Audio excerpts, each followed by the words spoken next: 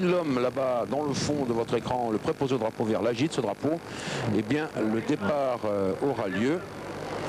C'est comme ça que les feux vont s'allumer au rouge, puis au vert. Berger à droite sur votre écran, Démonil à gauche. Tous ces joueurs-là très rapidement, et Berger a pris un très bon départ. Attention au croisement de main là-bas.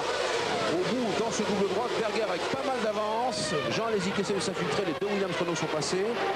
Du calme, messieurs. Jean Alési qui essaie de contenir une McLaren Peugeot. C'était celle de Mika Hakkinen. Bien passé également dans la fin de ce double droite, alors que l'on fixe ici une Benetton Ford. La remontée de départ des deux Ferrari. Oui, très beau départ des deux Ferrari. La remontée maintenant vers le haut du circuit. Et puis la grande courbe, légèrement en descente. Alors que le long serpentin des 25 Formule 1, alors peut-être si Pierre Van Vliet va du côté de Tyrrell Yamaha, il nous dira ce qui est advenu du pauvre Kyo, que voici, et qu'on va essayer de pousser. Il doit absolument dégager. Eh bien, il est parti. Il partira donc à la poussette avec un tour de presque de distance, un demi-tour, alors que là, la Ferrari, les deux Williams Renault et la Ferrari de Alési abordent le tire-bouchon et que tout le reste du peloton passe en compte. Berger déjà sorti de ce bouchon, il va arriver dans la grande courbe à droite, cette parabolique à 180 degrés que l'on surnomme la courbe d'Ayrton Senna. Tout le monde passe toujours sans encombre. Et Berger qui a établi un certain écart avec Coulthard qui est en deuxième position. Berger, top pour lui sur la ligne de chronométrage. Devant Coulthard, devant Démonil et devant l'autre Ferrari, celle de Jean Alési. Il y a 2 secondes entre Berger, Coulthard et Hill. Et puis Jean Alési un petit peu plus loin. Hakkinen toujours à sa place en 5e position. Barrichello 6, Frenzen 7, Verstappen 8, Brundle 9, Fittipaldi 10, Blundell 11, 12 Irvine, 13 Panis, 14 Leto, 15 De Cesaris, 16 Herbert, 17 Morbidelli, 18 Alboreto. Alain Prost, Gerhard Berger est en train de prendre de l'avance. Oui, très peu. Bon, de toute façon, il faut se méfier des 2 premiers tours quand les pneus sont un peu froids. Bon, on ne sait pas quelle quantité d'essence ils ont, combien de ravitaillement ils vont faire. On peut penser que la Ferrari fera en tout cas 2 ravitaillements. On pourrait imaginer que la Williams mieux équilibrée n'en ferait qu'un, peut-être, mais ça ne me paraît pas vraiment peut-être un choix judicieux. On a vu en tout cas pendant les essais, à part les qualifications bien sûr, où Berger a fait péter un temps, comme on dit dans le jargon. On a vu que les châssis Williams étaient vraiment très compétitifs sur ce circuit. Personnellement, je suis allé voir les voitures ce matin dans des virages rapides et le tire-bouchon très lent, et la Williams m'a beaucoup impressionné. Donc on peut imaginer qu'elles sont vraiment très compétitives sur la durée du Grand Prix, et si elles ne sont pas aussi proches de Berger, peut-être qu'elles ont un peu plus d'essence. Ce serait pas impossible, mais ils ont tout le temps en tout cas pour combler le handicap. La Ferrari de Berger, toujours à l'attaque avec les 2 Williams Renault, Coulthard et Hill dans cet ordre, et Alési en 4e position, et la McLaren Peugeot de Mika Hakkinen juste derrière. Voilà les 2 Williams à l'assaut de la Ferrari de Berger qui s'éloigne un tout petit peu, 1 seconde pleine maintenant toute ronde entre la rouge de devant et les 2 bleues blanches derrière, alors que Alési compense lui avec 3 secondes et 6 dixièmes derrière Démonil. Ça veut dire que Jean Alési n'a peut-être pas, Johnny, la même quantité d'essence. Alain, vous n'étiez pas il y a quelques secondes, la même quantité d'essence que Berger peut-être. Ou alors ce mécanicien n'a pas réussi à éliminer le sous-virage dont les 2 Ferrari ont souffert ce matin au warm-up, ce qui n'a pas plus l'air d'être le cas de celle de Berger en tout cas, qui évolue avec beaucoup d'aisance devant les 2 Williams. Alors que nous sommes à bord de la Williams Renault de David Coulthard avec la Ferrari là-bas devant en point de mire, cette Ferrari qui est dans la courbe Ayrton Senna, et voilà qui débouche sur la ligne droite des stands, l'une des plus longues lignes droites. Vous disiez Alain tout à l'heure que ça serait dur pour les Williams de passer, ça va être très dur. C'est très dur, de toute façon la Ferrari a une très bonne vitesse de pointe, et pour essayer de doubler vraiment la régulière dans cette ligne droite, il faut être pratiquement à hauteur de l'autre voiture au milieu de la ligne droite, car le virage après est un virage en fin de ligne droite, un virage très rapide en 5e, on lèche un peu les freins, on freine mais pas très fort, et donc celui qui est à l'extérieur, c'est-à-dire sur la bonne trajectoire, a toujours un avantage. Il faut se méfier, on pense toujours qu'on peut doubler relativement facilement à cet endroit, et c'est là où on a vu d'ailleurs encore hier en Formule 3000 de nombreux accrochages, Oui. car c'est aussi une portion de la piste qui est un peu plus sale, on le dit, on le répète, souvent en dehors de la trajectoire, mais aussi un peu plus bosselée, et c'est un peu un piège. Accrochage, nous l'avons montré ce matin dans Automoto, l'un des plus célèbres étant celui qui a opposé Nigel Mansell et Ayrton Senna précisément à cet endroit. Alors que nous sommes ici avec la Williams Renault de Damon Hill qui se rapproche et qui guette toujours David Coulthard. Il y a peu entre les deux hommes, il y a tout juste une seconde. Oui. Et peut-être des problèmes de frein, ça aussi on l'a abordé dans Automoto. Les freins ici c'est quand même... Oui, c'est vrai que c'est un problème, mais à cet endroit, oui. Cet endroit-ci, bon, pratiquement toutes les voitures bloquent un peu la route, il y a un peu un dévers. Et la roue intérieure se bloque très facilement sans que ça pose problème aussi bien pour le comportement de la voiture que pour les pneumatiques eux-mêmes. Alors au tour précédent, c'est-à-dire le 3e tour, il y avait 1 seconde et 4 millièmes entre Berger et Coulthard. Il y a maintenant 7 dixièmes entre Berger et ce même Coulthard. C'est dire que les deux Williams Renault se rapprochent insensiblement, mais elles se rapprochent tout de même de la Ferrari. Alors avant que Coulthard n'en passe directement aux actes, et Damon Hill également, et puis un peu plus loin Jean Alesi, nous on va à Paris, on se retrouve après ça. Williams Renault qui se sont rapprochés de la Ferrari de Gerhard Berger. L'écart était au 5e tour de 1 seconde, au 6e tour de 7 dixièmes, et puis maintenant eh bien, il n'est plus que de 5 dixièmes, et Damon Hill se rapproche également. Johnny Reeve un petit point sur les autres écarts. Eh bien, pour rester avec les Ferrari, Jean Alesi, qui était pointé après 2 tours de course à 3 secondes 6 de son équipier Berger en tête de la course, est resté à peu près à cet écart. Son retard a évolué à 3 secondes 9, 3 secondes 7, 4 secondes 3, 4 secondes 2 pour le dernier passage. Tandis que les Williams en revanche se rapprochent progressivement de Berger. Alors du côté des Williams Renault, Pierre Van Vliet, vous êtes au renseignement dans le stand de Williams Renault pour savoir ou deviner le nombre de ravitaillements. Eh bien je vous confirme qu'il y aura bien 2 arrêts ravitaillement, un changement de pneumatique chez Williams Renault. Et dans d'autres équipes, eh bien il pourrait bien y en avoir 3, notamment chez McLaren, Peugeot, peut-être ailleurs. Vous voyez que les trains de pneumatiques sont prêts dans les couvertures chauffantes et qu'on s'attend à plusieurs arrêts. Pas seulement pour la consommation d'essence, pour la gestion, disons, du capital carburant, mais aussi pour les pneumatiques qui jouent un rôle capital dans ce Grand Prix. Alors qu'avec Alain, Johnny, nous sommes en train de regarder Jean Alesi qui est vraiment plein de bagarre avec sa voiture, lui tout seul dans sa petite poche. Oui, il attaque. Hein. Il ne savait pas très bien comment faire pour ces changements de pneumatiques, c'est-à-dire s'arrêter. Même en faisant seulement 2 arrêts, mais s'arrêter un peu plus tôt ou un peu plus tard avec le premier ou le deuxième train en fonction du trafic, en fonction de la situation où il se trouve. Bon, apparemment, je crois qu'il n'aura pas de choix vraiment réel. Il est tout seul là derrière les 3 leaders. Il s'arrêtera. Une Ferrari, c'est Berger. Pardon de vous couper la parole, une Ferrari qui vient d'abandonner à l'entrée, je crois, j'ai pas bien vu, du tire-bouchon, mais enfin peu importe. Ce qui est grave, c'est que c'est une Ferrari, celle de Berger, qui a abandonné. Et ce qui est bien, par contre, eh bien, c'est que ce sont maintenant les 2 Williams Renault au commandement de ce Grand Prix du Portugal avec David Coulthard devant Damon Hill. Et on les voit, voilà, comme à la parade, plus de Ferrari. Avec celle de Jean Alesi maintenant qui est 3e. C'est donc David Coulthard en tête, je crois, pour la 2e ou 3e fois de la saison, Johnny Reeve. Coulthard a fait un tour en tête. Oui, pour l'instant, c'était peut-être au Grand Prix d'Italie, voire au Grand Prix de Belgique auparavant. En tout cas, le jeune Écossais qui sera bientôt remplacé par Nigel Mansell. C'est peut-être un petit peu dommage, ça, Alain. Oui, c'est dommage parce que c'est un pilote qui est vraiment... très apprécié par toute l'équipe Williams, par tous les mécaniciens qui sont venus me dire ce matin que, alors qu'on voit un peu de fumée, oui, voilà, on revient sur de Berger. Sur la voiture de Gerhard Berger. Ici, nous sommes à bord de la Williams Renault. Oui, et David, il lève le bras et il lâche pour Berger. Pour revenir à Coulthard, il fait vraiment un début de carrière en Formule 1 quand même assez exceptionnel. Il fait vraiment presque jeu égal, pas tout à fait en qualification, mais en tout cas en course. On peut dire qu'il fait jeu égal avec Damon Hill, si ce n'est mieux dans certaines conditions. On voit d'ailleurs qu'il reprend un peu de terrain maintenant à Demonil. Bon, il est dans une situation, comme on l'avait dit d'ailleurs il y a 15 jours, un peu difficile, dans la mesure où il va devoir laisser sa place à Nigel Mansell. C'est son dernier Grand Prix pour Williams cette année. Et il doit prouver quelque chose. Bon là, si ça restait en l'état, il devrait certainement laisser passer Demonil dans l'optique du championnat du monde de pilote. Mais s'il prouve, et comme il est en train de le faire, qu'il est l'égal de Damon et peut-être mieux en course, il a un pilotage, et je l'ai vu encore ce matin, qui est très très coulé. Et en course, il est vraiment certainement redoutable et peut-être un petit peu plus fin que Damon dans certains virages. Donc ce serait vraiment dommage, et je crois que ce serait avec grand regret que l'équipe Williams se laisserait partir.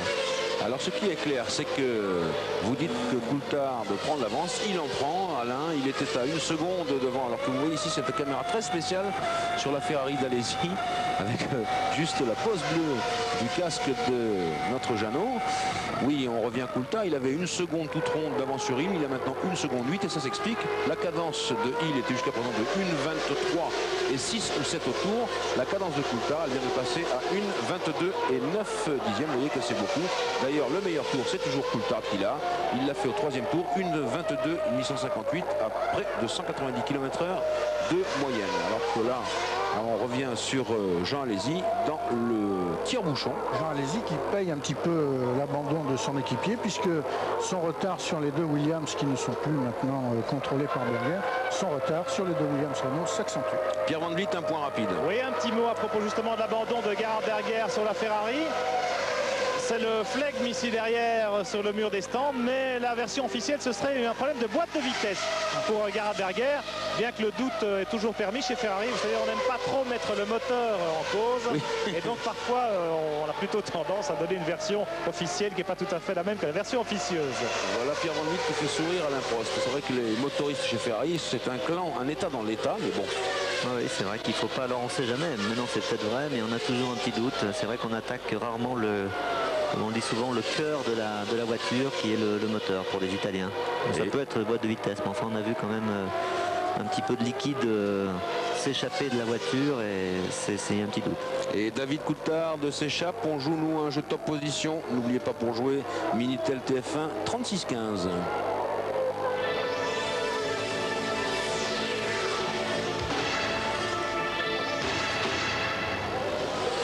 36-15 TF1 pour jouer. Oui, Coulthard, il s'énerve. 2 secondes maintenant d'avance. La cadence 1,22,7. Eh bien, c'est lui qui s'échappe. Ce n'est pas Demonil qui ralentit, c'est Coulthard qui accélère la cadence, puisque Demonil vient de passer en 1,22,9 en cadence. Et là nous revient en mémoire la réaction de Demonil après le Grand Prix d'Italie récemment, quand on lui avait demandé lorsque vous avez dépassé Coulthard, est-ce que c'était une consigne de votre écurie? Et Demonil, avec un sourire, avait répondu: mais qu'est-ce que vous voulez qu'il fasse? Il était devant moi, je joue le titre de champion du monde, que pouvait-il faire d'autre que de me laisser passer? On va voir si ici la consigne, non pas communiquée pendant la course, mais entendue dès le départ, on va voir si la consigne est toujours appliquée par David Coulthard. Bon, c'est la dernière sortie sur Williams Renault, ça peut jouer. Oui, Alain Prost, est-ce que par contre, en écoutant la consigne, mais en montrant là, sa force, il a peut-être une carte à jouer, Coulthard, il peut laisser passer Hill à la façon de Mansell dans le dernier tour avec Patrese? Oui, c'est un peu dommage, bon, pour lui, c'est un peu dommage aussi pour le sport, mais c'est vrai que les enjeux sont tels que l'écurie n'a pas le droit de laisser passer l'opportunité pour Damon de gagner cette course et de revenir à un point. C'est vrai que Damon, dans sa position, si tout est un peu arrangé sur le plan consigne, il n'a qu'une chose à faire, c'est rester juste derrière Coulthard et attendre le bon moment. Alors Coulthard, lui, il doit démontrer de ce dont il est capable. Ceci dit, je dirais que c'est presque superflu. Je crois que tout le monde est convaincu que Coulthard a fait une entrée remarquée en Formule 1 et est très compétent, vraiment sur le plan mise au point, sur le plan performance pure. Il n'y a qu'une chose sur laquelle il est un peu handicapé, c'est le plan physique, peut-être parce qu'il n'a pas encore la même expérience, la même habitude de conduire une Formule 1 du début de la course jusqu'à la fin sur un circuit aussi éprouvant. On l'a vu d'ailleurs en Hongrie aller à la faute de par un problème physique, et uniquement physique. Et là, ça pourrait être, mais là, depuis le temps d'ailleurs, il a roulé beaucoup et il a pris un peu de la bouteille. Mais ça pourrait être le seul handicap pour lui. Alors que nous avons vu furtivement Pierluigi Martini arrêter sa Minardi au stand. L'arrêt a duré exactement 30 secondes, c'est donc plus qu'un ravitaillement. Je crois que Martini a eu le temps de montrer l'arrière de la voiture et qu'il a fallu arranger quelque chose très rapidement. En tout cas, Martini, lui, du coup, il est maintenant assez loin. Et bah oui, il est en 25e et dernière position puisque Berger a abandonné.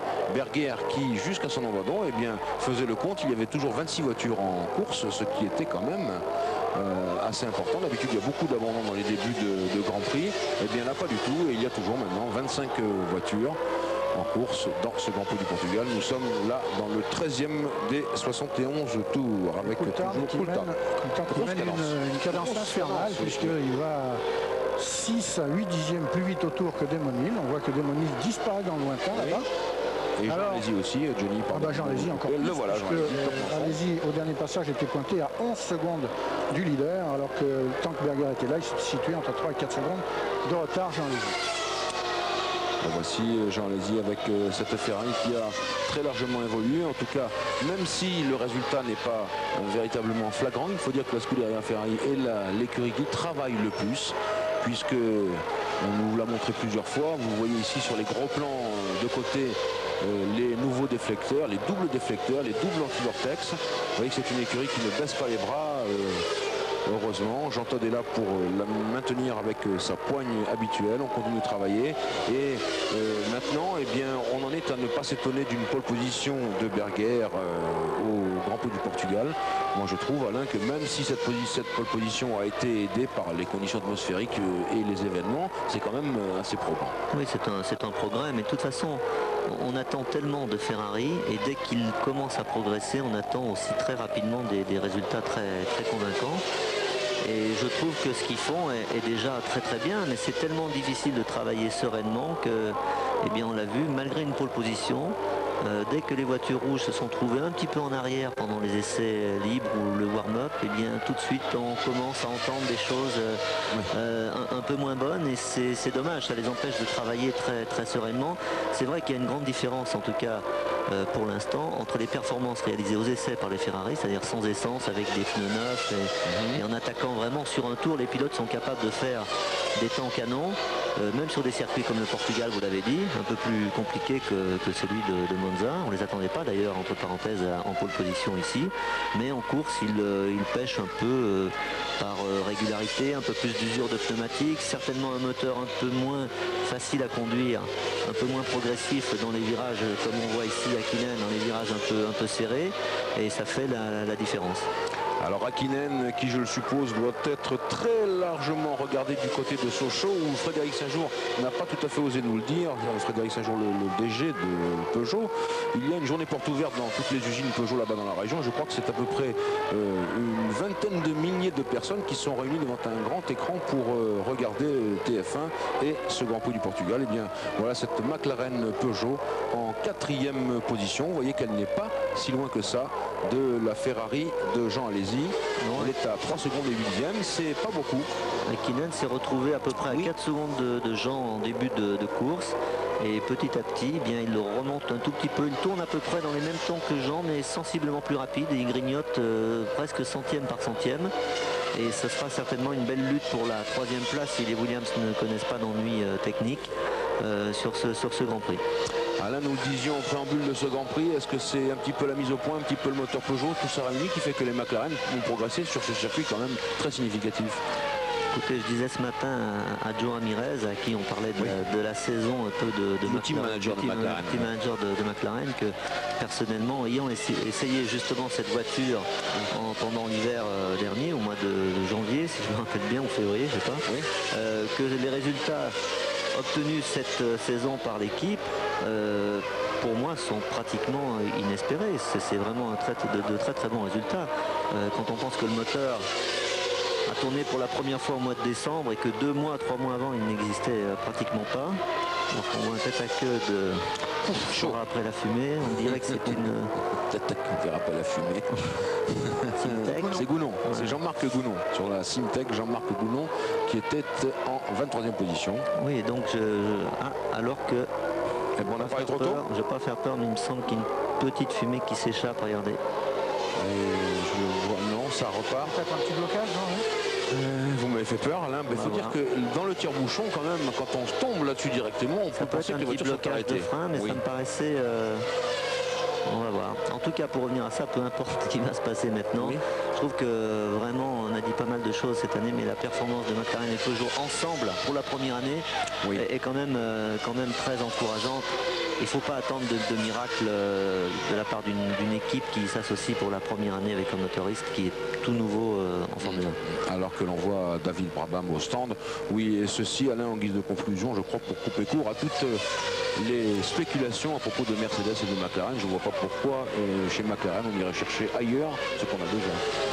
De toute façon, s'ils avaient collaboration avec un motoriste différent l'année prochaine, puisqu'on a parlé beaucoup de Mercedes, ils devraient essuyer de toute façon la première année pratiquement les mêmes plates qu'ils ont essuyé avec Peugeot, à savoir non seulement la compétitivité du moteur ou du matériel, mais aussi le fait qu'il faut quand même travailler ensemble pendant pas mal de temps, apprendre à se connaître, apprendre à travailler non pas pour avoir les résultats immédiats, mais pour progresser. C'est ça qui est le plus important en Formule 1. Alors que les deux Williams Renault qui cavalent en tête de ce Grand Prix du Portugal, Coulthard devant Hill, rattrape les premiers pilotes retardataires. Vous voyez, il va falloir s'écarter dans la ligne droite. Il y a Alboreto, il y a Katayama, il y a Eric Omas et il y a Dalmas, Yannick Dalmas qui essaye de s'accrocher à David Coulthard. Dalmas qui emporte un tout petit aileron, alors que Pierre Van Vliet, derrière vous, il y a les Martiens. Eh oui, on se prépare déjà dans les stands.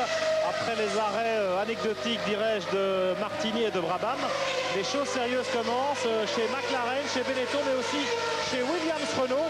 Vous l'avez souligné, les leaders sont maintenant un petit peu englués dans le trafic. Il n'est pas impossible qu'ils anticipent peut-être un tout petit peu le premier arrêt. En tout cas, en principe, le premier à s'arrêter chez Williams devrait être David Coulthard.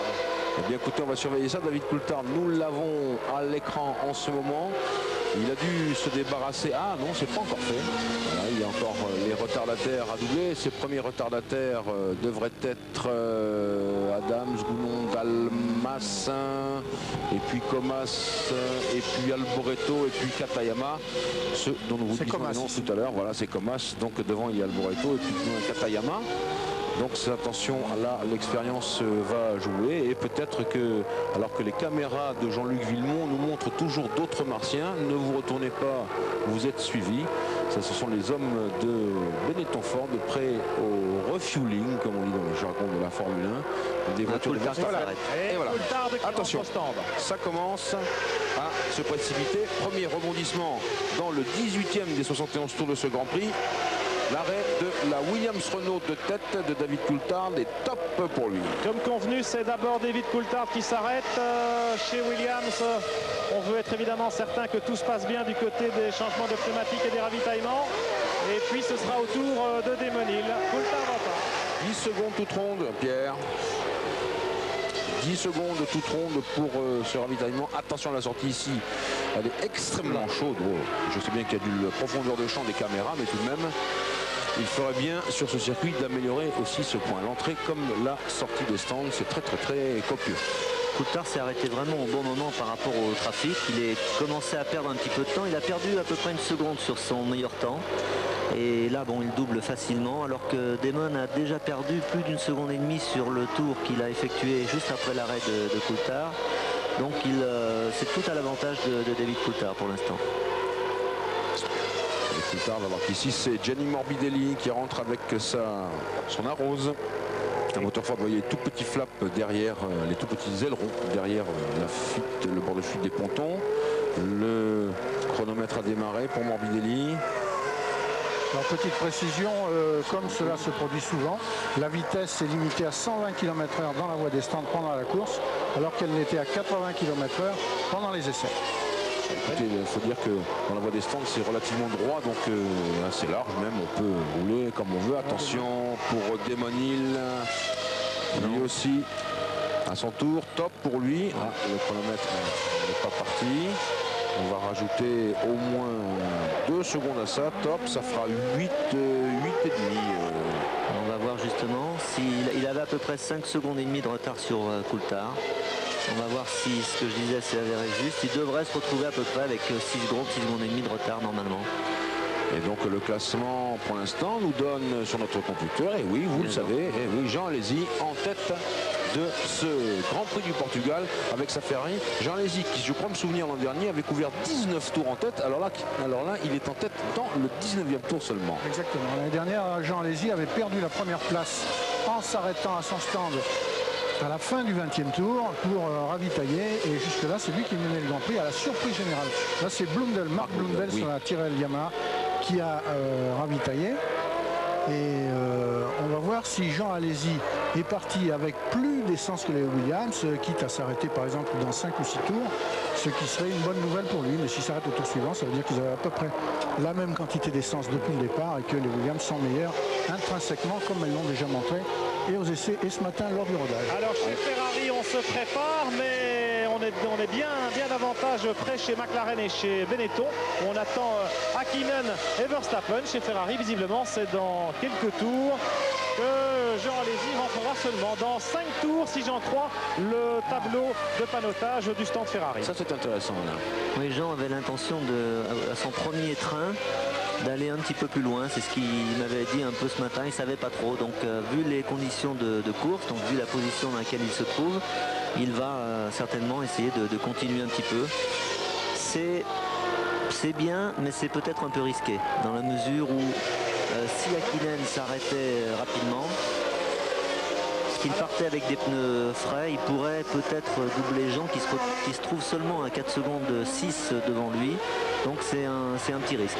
Alors que Verstappen a effectué un 6 secondes 3 de bon augure. Pierre Van Dijk, oui, absolument. Verstappen et Hakkinen ont ravitaillé en même temps.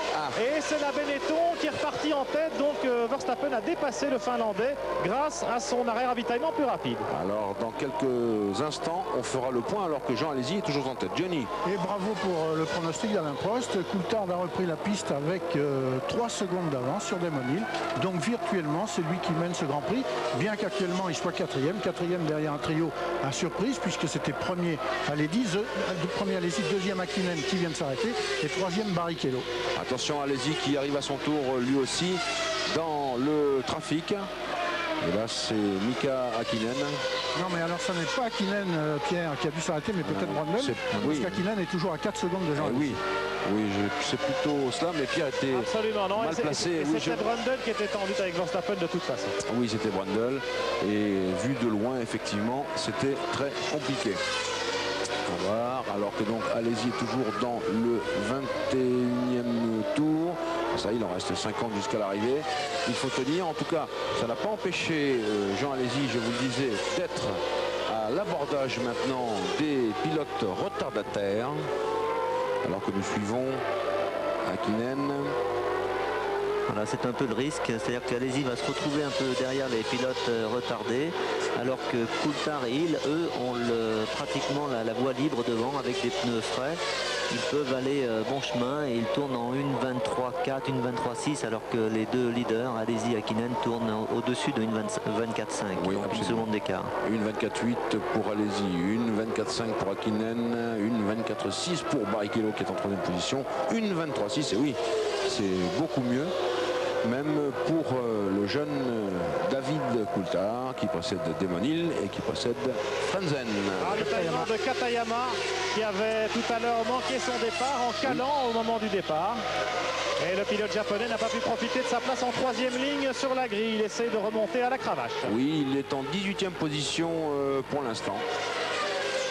Alors que on va passer Mika Hakkinen toujours avec la vue de la première place. Voilà Alesi et derrière Hakkinen à 3 secondes et demie, et Barrichello qui est bien regroupé. Donc les trois premiers se sont groupés en à peu près 5 secondes.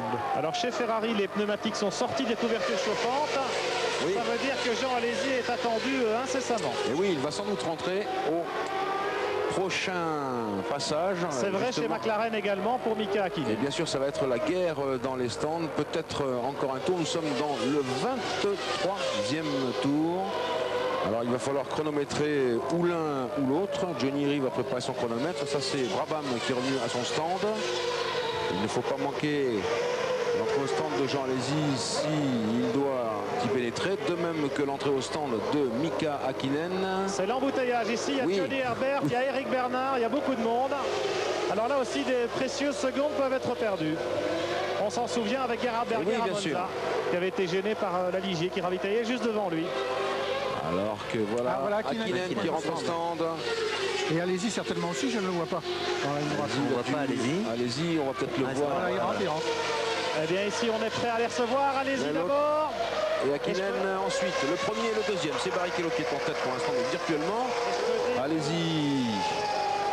Chez Ferrari, tout se passe bien en principe. Oui, on a peur, Voilà. on se rappelle de Monza. Attention, la boîte de 8 vitesse, secondes c'est 6. bon. Et Hakkinen est deuxième. Hakkinen deuxième, ils sont partis Juste derrière. dans cet ordre. Et bien nous, on va à Paris. On se retrouve dans quelques instants.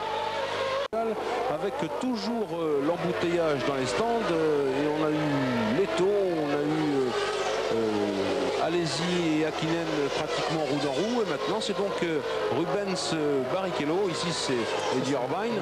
Rubens Barrichello qui est en tête de ce Grand Prix du Portugal avec une avance de 4 secondes et 7 dixièmes sur Coulthard. Le troisième étant Damon Hill. Le quatrième, Hans Harald Frentzen et sa Sauber Mercedes. Et puis le cinquième, Alesi. Et le 16e, Hakkinen. Donc Barrichello, on s'apprête à suivre sa rentrée au stand pour ravitailler. Et à ce moment-là, eh bien, la course aura retrouvé son schéma qui est celui de pratiquement des premiers tours après l'abandon de Gerhard Berger, à savoir Coulthard en tête avec sa Williams Renault devant l'autre Williams Renault, celle de Damon Hill, avec, vous le savez, Coulthard qui veut faire ses preuves parce que c'est son dernier Grand Prix sur la Williams, puisque Nigel Mansell doit le remplacer pour ce qui concerne l'Europe, le Japon et l'Australie. Et puis Damon Hill qui lui joue le titre de champion du monde, puisque vous le savez, nous n'avons peut-être pas assez insisté là-dessus. Il y a un grand absent dans cette course et c'est Michael Schumacher, Alain. Oui, c'est vrai qu'il est absent et sur le plan sportif, on doit quand même y penser. On parle beaucoup du championnat, on parle beaucoup de Damon Hill. C'est vrai que beaucoup pourraient penser que sportivement c'est pas juste ce qui arrive à Schumacher, on le pense aussi, il faut quand même le dire. C'est vraiment très très dur à accepter pour Schumacher qui a dominé quand même jusque là le championnat du monde, mais il faut aussi dire que c'est pas la faute de Damon Hill si Schumacher n'est pas là. Il fait son métier, il fait son travail aussi bien que l'équipe Williams Renault, alors qu'on voit Barrichello qui s'arrête, et donc il faut essayer de prendre ça d'une manière positive, de penser que le championnat, c'est vrai, est plus intéressant, peut-être pas la meilleure manière qu'on puisse trouver, mais il faut quand même aller jusqu'au bout, en espérant peut-être que sur le plan sportif Schumacher soit champion. Mais pour l'instant, on est là pour poursuivre tout le travail que toute une équipe accomplit, Williams Renault et Damon Hill. Et alors on parle beaucoup des pilotes d'ailleurs, mais il y a quand même un championnat qui est peut-être aussi important pour des constructeurs, notamment Renault, c'est le championnat du monde constructeur. Et si les deux voitures de Frank Williams restaient première et seconde, peu importe l'ordre d'ailleurs, eh bien il reprendrait la tête du championnat constructeur à Benetton. Et c'est quand même, c'était une des motivations de l'équipe Williams en début d'année. Ce serait vraiment une très belle performance compte tenu des problèmes techniques qu'a rencontré cette équipe en début d'année. Alors que peut-être avec un gros, ça bloque de tous les côtés. Ça c'est Coulthard, il y avait Damon Hill juste derrière. Justement, à la faveur du dépassement des pilotes retardataires, il apparaît que Coulthard s'est légèrement fait rattraper par Damon Hill, puisque maintenant Damon est à 1 seconde et 4 dixièmes, alors que là nous avons le jeune belge Philippe Adams dont c'est le deuxième Grand Prix. On revient là sur David Coulthard. Damon Hill n'est plus très très loin. Ça veut dire peut-être aussi qu'à la faveur des changements de pneus, on peut quand même, Alain, avoir un train de pneus un peu plus frais ou un peu différent. Oui, ça peut être un peu différent. Là, la pression des pneus joue énormément.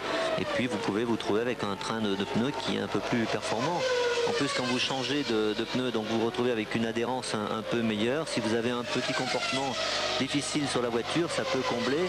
Mais là, quand David est seul, on voit qu'il est en tout cas l'égal de Damon, si ce n'est un peu meilleur. Mais est-ce que Damon est à 100%, sachant que de toute façon il n'a pas à lutter contre son équipier, c'est ça l'important. Donc pour l'instant tout se déroule parfaitement pour l'équipe Williams-Renault, et on ne peut pas dissocier, pas faire croire à une guerre qui n'existe pas en réalité entre les deux pilotes, car David Coulthard, vous savez, serait très content de terminer deuxième de toute façon pour la première fois de sa carrière en Formule 1, tout en prouvant qu'il est vraiment très performant, comme je l'ai dit tout à l'heure. Damon Hill qui se rapproche. Voilà, ça c'est une petite, voilà, Damon est passé. Une petite erreur de David Coulthard qui s'est retrouvé, vous avez vu, à l'extérieur sur les gravillons. On a bien vu les gravillons, la partie très très sale. Ça c'est pas bon d'ailleurs, il faut qu'il arrive à tout de suite à reprendre un train quand même assez important pour bien faire chauffer les pneus, bien rester dans la trajectoire, car on prend vite des cailloux. Les cailloux peuvent se coller vraiment à la gomme qui est très très chaude. On va voir. Il essaye de passer. Non, je suis pas sûr que ce soit ça. Hein. Ça c'est quand il prend un tour à Dalmas au bout de la ligne. Oui, c'est autre chose. Ce serait bien de le revoir en ralenti. Alors que s'il refait bien chauffer ses gommes, bon, ça va disparaître très très rapidement. Attention là. Oui, c'est Damon qui est passé. C'est Damon Hill devant naturellement, et j'ai eu peur un petit peu là pour Coulthard, parce que c'est un endroit, comme vous le disiez tout à l'heure Alain, c'est très difficile ici. On croit toujours qu'on est passé, puis on n'est pas tout à fait passé. Alors que nous avons Eric Comas dans les stands. Tiens, ben, nous allons jouer au jeu top position. Voilà.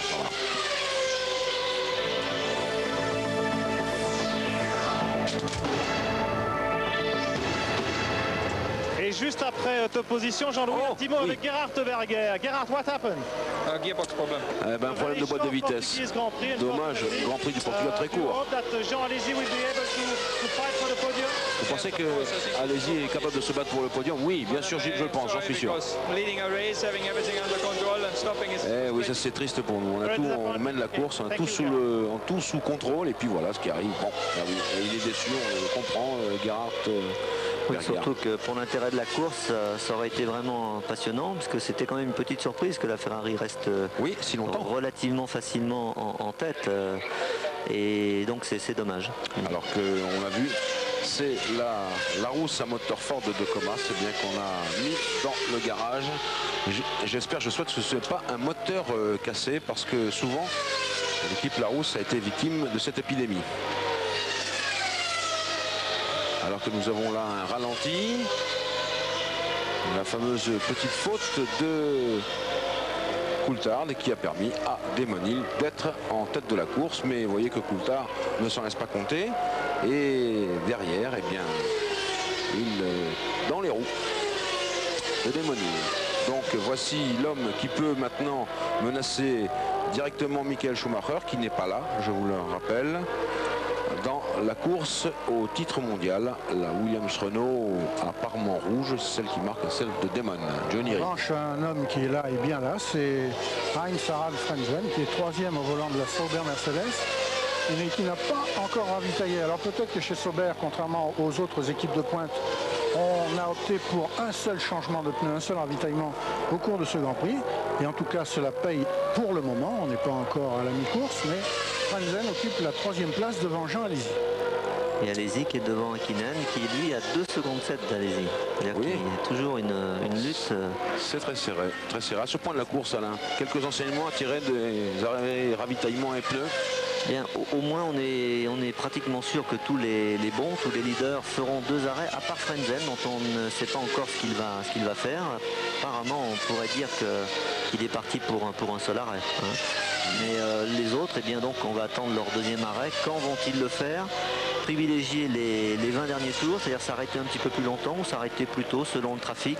C'est peut-être ce qui va décider, non pas de la victoire, car je crois que là, les Williams sont bien partis pour gagner d'une manière ou d'une autre ce Grand Prix. Par contre, pour la troisième place, pour le podium, ça va être très chaud entre Alesi, Hakkinen et peut-être Frentzen, selon ce qu'il fait sur le plan tactique.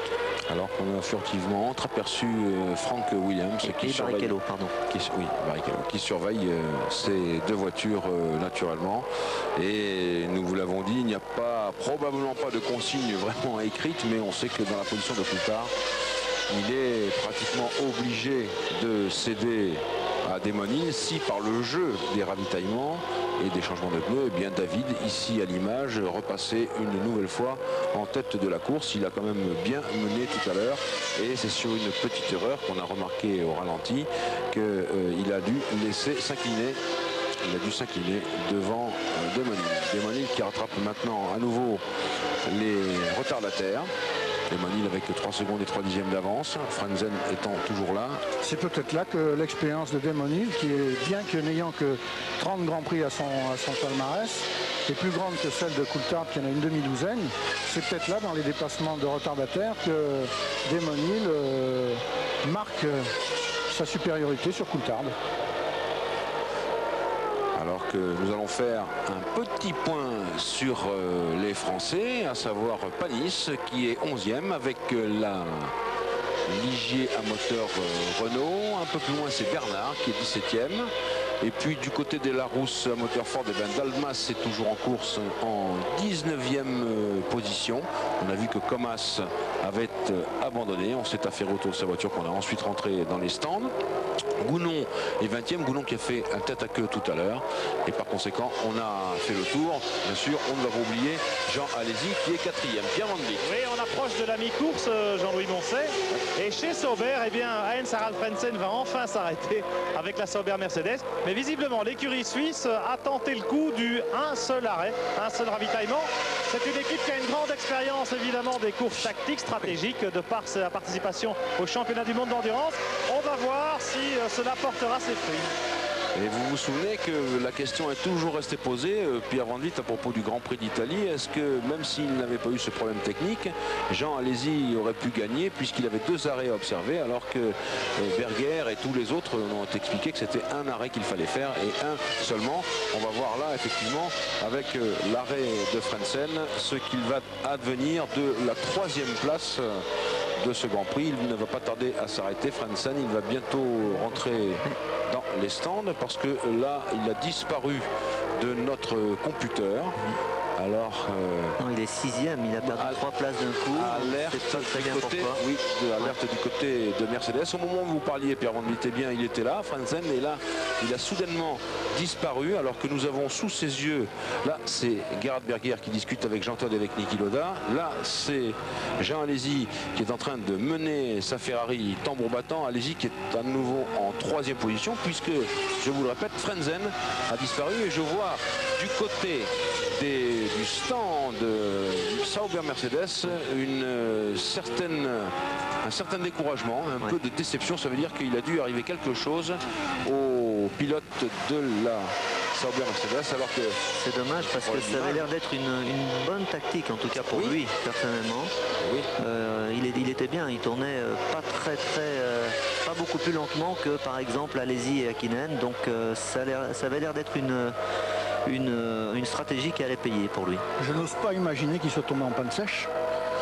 Pas impossible parce que en réalité on est à la mi-course, hein, et ça paraît bizarre même en faisant un seul arrêt de ne pas considérer qu'il faille s'arrêter, disons 1 ou 2 tours ou 3 tours avant la mi-course. Et donc on peut penser peut-être. Eh bien messieurs, c'est Pierre Van Vliet qui va aller au renseignement pour savoir si vous avez raison. En tout cas, là c'est un chassé-croisé avec Hakkinen. 2 dépassements d'Hakkinen qui a eu les pires difficultés à dépasser Dalmas au bout de la ligne droite. La McLaren emmène des ailerons un peu plus importants que la Larousse et Hakkinen a dû aller chercher un gros freinage pour dépasser Dalmas, et sur son élan, il a doublé la Lotus. Franchement parler, voilà Frentzen qui est arrêté sur le bord, non ? Pas sûr. Franchement parler, il faut dire que les Larousse à moteur Ford ont vraiment extrêmement peu d'ailerons, voire trop peu d'ailerons. On l'a vu avec quelques têtes à queue durant les séances de qualification. Alors attention, on se reprécipite du côté de Sauber Mercedes, mais c'est pour De Cesaris qui est en 9e position, alors que donc Pierre Van Vliet va aller du côté de Sauber Mercedes. En tout cas pour l'instant c'est Hill en tête toujours avec sa Williams Renault, et cravache Demonil puisqu'il est à 3 secondes et 8 dixièmes maintenant devant David Coulthard. David Coulthard qui à son tour lui répond, 1,23,8 pour la cadence de Coulthard, 1,24,5 pour la cadence de Hill. Alors que Alesi est donc 3e, Hakkinen 4e, il sort très au large. Le 5e est Barrichello, vous les voyez, les 2 hommes en ce moment sur votre écran. Le 6e est Christian Fittipaldi, il est déjà plus loin. Le 7e Verstappen, le 8e Brundle, le 9e De Cesaris, le 10e Panis, le 11e Blundell, le 12e Orvan, le 13e Leto, le 14e Morbidelli, le 15e Herbert, le 16e Bernard, le 17e Alboreto, le 18e Dalmas, le 19e Gounon, le 20e Martini. Pierre Van Vliet, vous avez les renseignements? Oui, je suis chez Sauber, effectivement. Là, c'est la voiture de réserve, mais Frentzen s'est arrêté.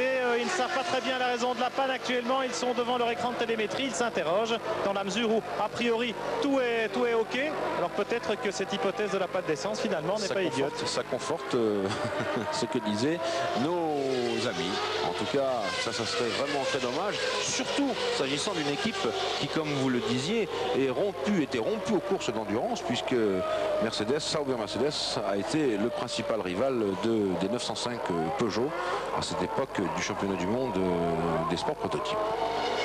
À qui le ravitaillement de Cesaris va sans doute faire plaisir, c'est Olivier Panis qui est 10e sur la Ligier Renault la mieux placée et qui talonne de Cesaris depuis de nombreux tours et qui a certainement des difficultés à le dépasser.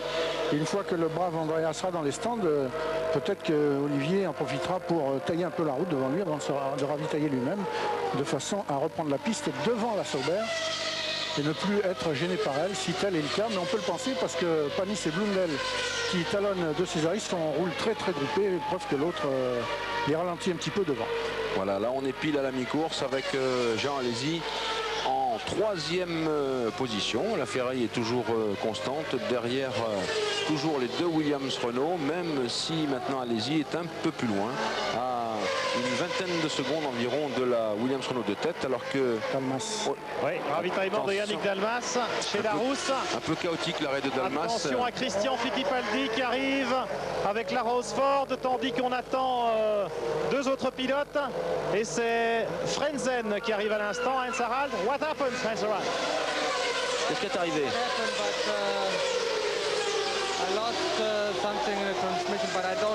J'ai perdu des problèmes de transmission. C'est donc un problème de transmission. I lost something in transmission. Bon, ce n'est pas une panne d'essence. Donc un problème de transmission, ici c'est peut-être un arbre de roue qui casse, car il faut de la motricité et il faut dire que le tire-bouchon sollicite grandement les arbres. Oui, c'est vrai, cette nouvelle portion qui est très serrée, mais en plus en dévers, en léger dévers et en montée. Donc la roue intérieure patine très souvent et c'est vrai que ça sollicite beaucoup plus les transmissions et ça use aussi les pneumatiques. C'est pour ça que les deux arrêts ne sont pas trop. Du côté donc du différentiel ou des joints homocinétiques. En tout cas, il est toujours en tête devant Coulthard, Alesi, Hakkinen et Barrichello, qui lui aussi continue de tailler sa route chez les retardataires. Bon, joli dépassement effectué. Barrichello qui est à 3 secondes exactement de Mika Hakkinen. Il se rapproche donc, alors que vous voyez apparaître le classement pratiquement maintenant à la mi-course, dépassé d'un tour. Oui, c'est un peu l'accordéon entre Alesi, Hakkinen et Barrichello. Selon les doublages des attardés, ça va de 1 seconde à 3 secondes, 3 secondes et demie. Et la fin de course va être difficile entre ces 3 pilotes et certainement très serré. Ravitaillement pour Andrea De Cesaris avec l'autre Sauber Mercedes. Heinz Harald Frentzen vient d'aller sur le mur des stands, retrouver son chef d'écurie Peter Sauber. Alors que pour Cesaris, il y a un petit souci. Non, ça repart. 11 secondes, Pierre. Et Frentzen disait à Sauber, bonne course, c'était la bonne tactique d'après lui. Et il est très déçu évidemment de ce qui lui est arrivé. Oui, pour l'instant, il reste exactement 22 voitures en course. C'est votre compatriote Philippe Adams qui ferme la marche. Pierre, le 21e étant David Brabham. Et puis devant lui, il y a Martini, Dalmas et Gounon dans l'ordre inverse. Donc 18e Gounon, 19e Dalmas, 20e Martini.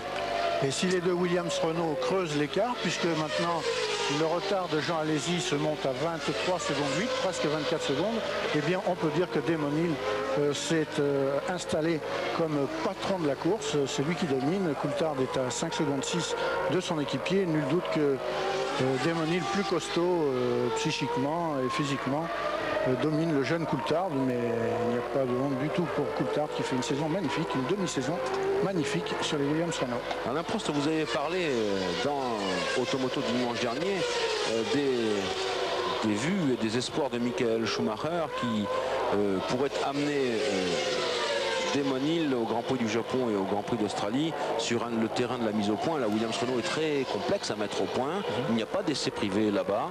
Et donc Schumacher pourrait s'en tirer peut-être un peu mieux, lui, mais il manquerait d'entraînement tout de même. Disons qu'il va tourner, puisqu'il tourne, je crois, à partir de demain ici, sur le circuit d'Estoril, pendant 2 ou 3 jours.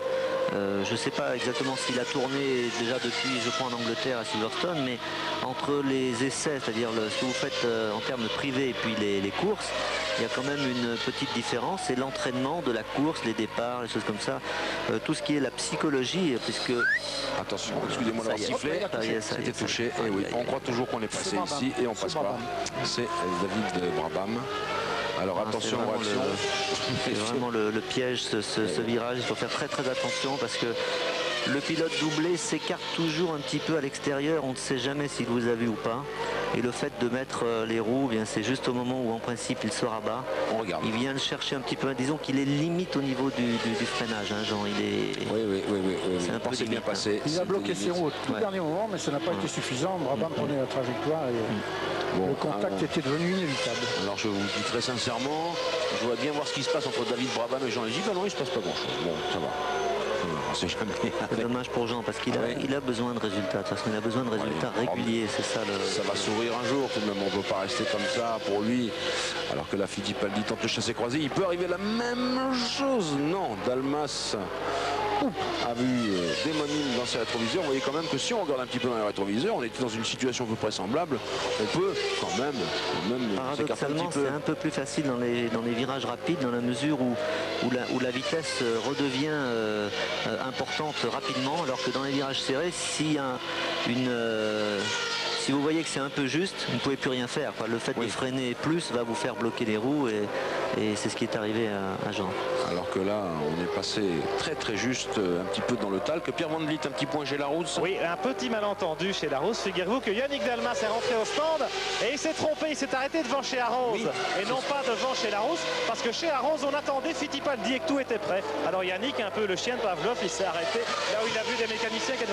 Heureusement, eh bien, les mécaniciens ont fait signe. Chez Larousse, on l'a récupéré. Et puis finalement, Fittipaldi est arrivé derrière sans que ça pose de difficultés. L'autre Larousse, celle d'Eric Comas, est immobilisée derrière nous avec l'abandon malheureusement pour le pilote français. Un triangle de suspension plié, semble-t-il, à la suite d'une petite touchette dans le peloton. Petite alerte pour Damon Hill, Pierre, qui ne compte plus que 1 seconde 4 d'avance sur Coulthard. Il a effectué le tour précédent en 1 minute 27,6. Il a dû certainement être gêné par le trafic. On va voir s'il peut refaire l'élastique sur Coulthard, qui va se heurter aux mêmes adversaires. On va à Paris, on se retrouve après ça. Pierre Van Vliet qui est avec Jean Todt. Aux côtés de Jean Todt. Jean, une grosse déception, mais quand même une course où les Ferrari ont montré qu'elles avaient bien progressé et qu'elles étaient capables de jouer la victoire. Enfin, progresser, on est parti en pole position, donc je crois que quand on perd en pole, ça veut dire qu'on a une bonne voiture. Malheureusement, ce qu'on voulait, c'est se battre pour la victoire. Gerhard a eu un problème de boîte de vitesse au 7e tour alors qu'il était en tête. Et quant à Jean Alesi, on a vu avec le problème des attardés qui bouchonnent et on a vu ce qui s'est passé. Merci Jean Todt, voilà le point chez Ferrari. Grosse déception alors que nous revenons sur la tête de la course. Vous parliez, Johnny, de Coulthard qui avait rattrapé Hill. Alors, où en est-on ? Il a dû à son tour se heurter au même retardataire puisque son retard qui était descendu jusqu'à 1 seconde 5 est remonté à 2 secondes 4, à 4 secondes 2. Maintenant, il est de tout près de 5 secondes, 4 secondes 95 exactement.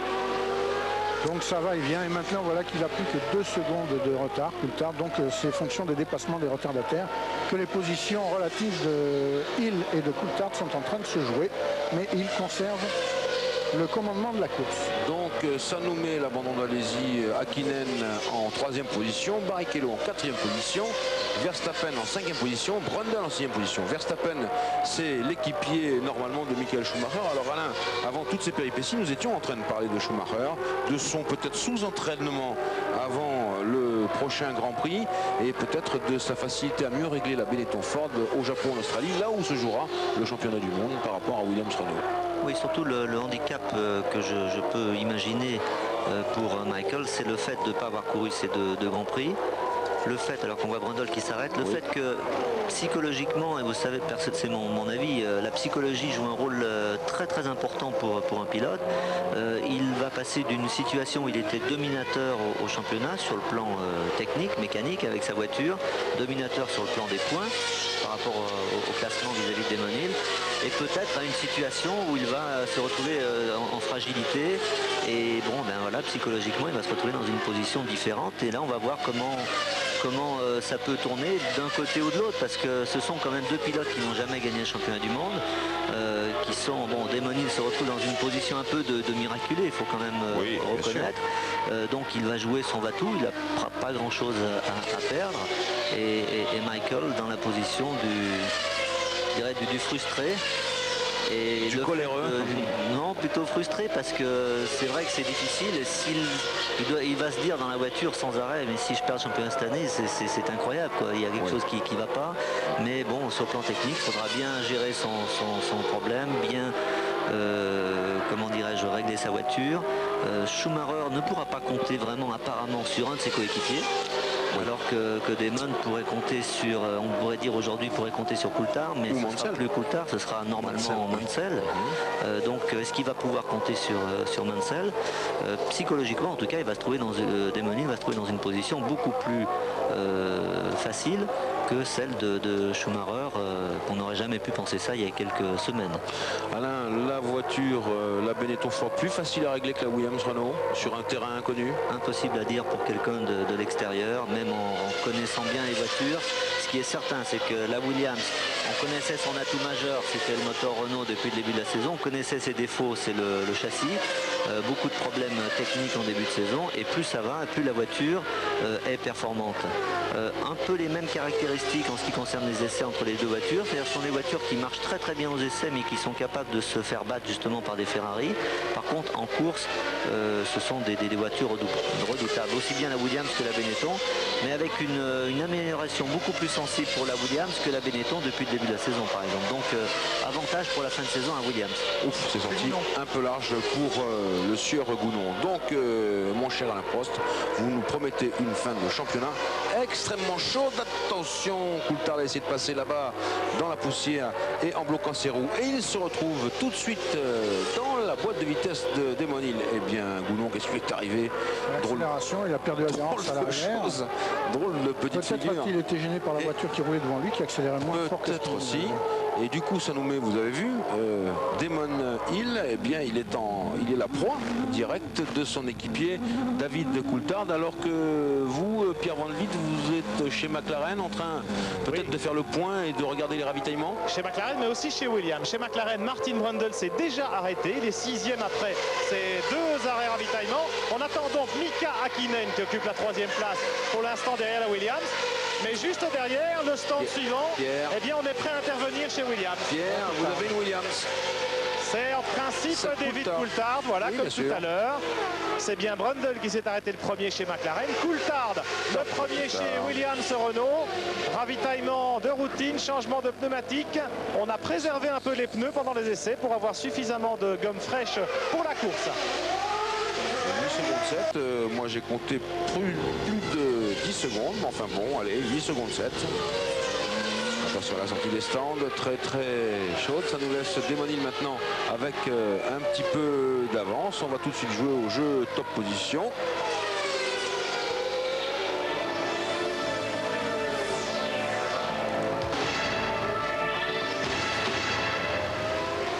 Celui-là, il est un peu plus compliqué, et donc pour jouer, rappelez-vous, Minitel 3615 code TF1. Verstappen dans les stands sur la Benetton. Eric Bernard s'est arrêté devant lui avec la Ligier. Chez Williams, on est déjà prêt à accueillir Damon Hill. Mika Hakkinen devrait arriver d'un instant à l'autre chez McLaren. Bref, c'est l'heure de pointe ici, dans les stands du circuit d'Estoril, à 24 tours de l'arrivée de ce Grand Prix du Portugal. Et oui, c'est l'heure de pointe. C'est le deuxième coup de midi qui sonne. évidemment, puisque vous allez avoir maintenant Damon Hill, le leader de la course. Damon Hill, qui s'il n'est pas la fine lame qu'on espère ou qu'on attend, est un type quand même très solide et très sûr, en tout cas qui donne cette impression. Top pour lui. Et chez Williams, donc on enchaîne un ravitaillement sur l'autre. Les pneumatiques étaient prêts, étaient chauffés. 8-1. Pas mal. Oh là! Ah non. Non, il a accéléré et a ralenti. Coupé, oui. Il a pensé. Et 120 à l'heure, c'est limite. Oui, il a pensé. C'est vrai qu'un grand coup de premier, un grand coup de deuxième avec le Willys Renault, ça vous propulse très rapidement, largement au-dessus des 120 km/h. Voilà Mika Hakkinen à son tour chez McLaren maintenant. L'arrêt au stand de Damon Hill a été, je pense, plus rapide que celui de Coulthard. Oui. Allez, les arbres. Oui. Pour faire plaisir à Vattel. Je peux vous dire que le 0 à 120 ici, ça va très vite. Oui, mais ça fait, on l'a vu, eh bien les pneus de ce cher Mika vont s'en souvenir. La transmission peut-être aussi. Et il faut quand même être plus souple que ça. Attention entre Damon Hill et Yannick Dalmas. Un petit peu la même histoire tout à l'heure qu'avec... je crois que c'était David Brabham et Jean Alesi, bien entendu. Coulthard, Barrichello, c'était avant l'arrêt. Ça, on va attendre le classement stabilisé après ce tour, qui est le 48e tour de course. Je vous rappelle que le Grand Prix du Portugal en comporte 71. Alors, on est aux 2/3 de la distance. Il est peut-être un peu tôt avant de faire des conclusions, mais le fait que chez Jordan, on ait choisi un seul ravitaillement pour Barrichello, oui, est peut-être la meilleure des stratégies que l'on pouvait employer, puisque de ce fait, Hakkinen, qui précédait Barrichello juste avant son second ravitaillement de 1 ou 2 secondes selon les tours, eh bien, se retrouve maintenant avec un retard conséquent sur la Jordan, qui théoriquement ne doit plus s'arrêter. Reste à savoir si, avec des pneus qui auront souffert en fin de parcours, Barrichello sera en mesure de résister à l'éventuel retour de Mika Hakkinen sur la McLaren Peugeot. Mika Hakkinen qui est actuellement donc 4e derrière Barrichello. Alors que nous avons là Johnny Herbert. Alors cette Lotus, eh bien, elle ne fait pas vraiment d'exploit ici. Elle est pourtant équipée de ce sensationnel nouveau moteur Honda Mugen, qui a été si performant aux essais et en qualification au Grand Prix d'Italie. Et Monza, c'est quand même quelque chose pour les moteurs, c'est significatif. Et bien là, a priori, l'équipe Lotus Honda se heurte à pratiquement d'insolubles problèmes de mise au point, puisqu'ils n'ont pas beaucoup brillé ici. Et pour l'instant, eh bien, Herbert, il est en 13e position. Quant à Philippe Adams, lui-même, eh bien, il n'est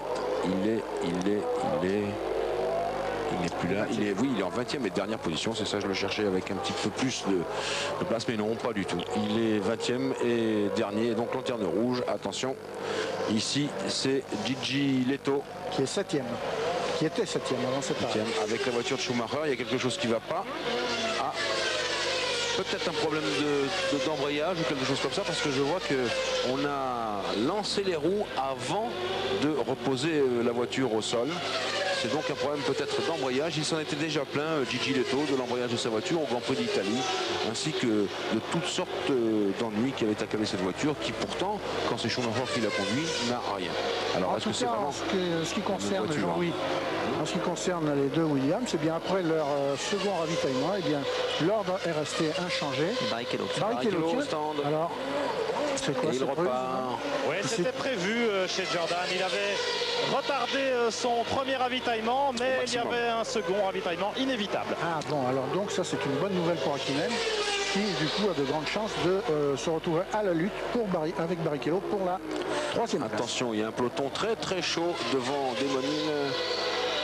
Alain, là, il faut faire preuve quand même de prudence. Là, je pense que le temps autour de Damon Hill, il va souffrir, parce qu'il y a devant lui au moins Irvine. Oui, mais il n'a pas besoin de prendre de risques. Donc, oui.